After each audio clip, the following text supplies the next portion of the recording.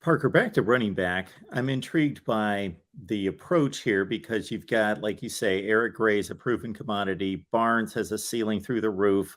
You bring in Gavin Sawchuk, who might have to take a limited role because of being the late enrollee that may take off in 2023. And then you throw in Marcus Major. Has Brent Venables given any clue as to whether he's a one horse, we drive him into the ground, I want a main back, or two's a good complement, or maybe even three or four?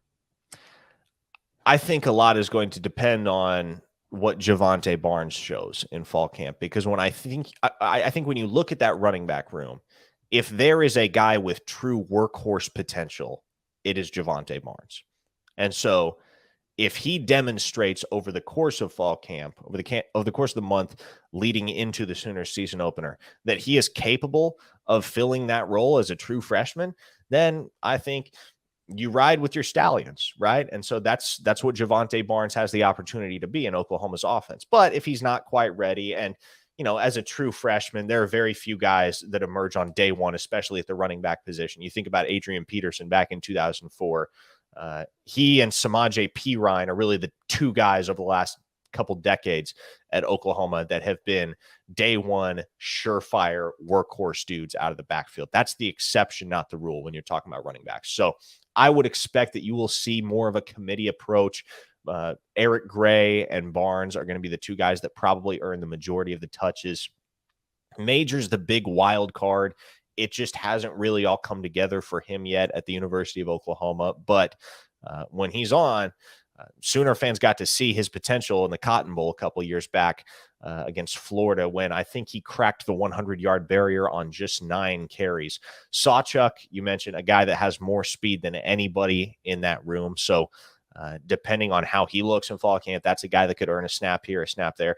The most experienced guy in this room is UCF transfer Bentavious Thompson, a 6th-year senior. And right now he might be the 6th-string guy on that depth chart at the running back position behind the 4 that I mentioned, as well as walk-on Tawi Walker, who has opened a lot of eyes ever since he arrived midway through spring practices. So again, you look at that room, it is night and day different from a year ago, because a year ago we were wondering what on earth DeMarco Murray was going to do with a running back room that was ravaged. The Sooners had just kicked Seth McGowan and Mikey Henderson off the team. Trey Bradford had just pulled a see-me and transferred right on back to LSU after spending 2 months with the Oklahoma program. Kennedy Brooks was coming off a year that he sat out due to COVID-19 concerns, and so there were some folks concerned about how rusty he might look. Eric Gray was really the one guy that you knew you could count on at that running back position. And it was, you rewind to 2020, it was much the same. Marcus Major was the one that ended up starting the season opener. It was really him and Seth McGowan that were the only 2 healthy backs on the roster at that point, in part due to COVID-19. But heading into 2022, Murray has a room that is deeper than he has ever had in his 3 seasons as Oklahoma running backs coach. I'm curious to see how he uses it. I'm especially curious to see what type of back lends himself best to what Levy's attempting to do with the Oklahoma offense. I think we saw inklings of what that might be over the course of spring practice and especially in the spring game. But I maintain that Barnes has the highest ceiling of anybody in that room.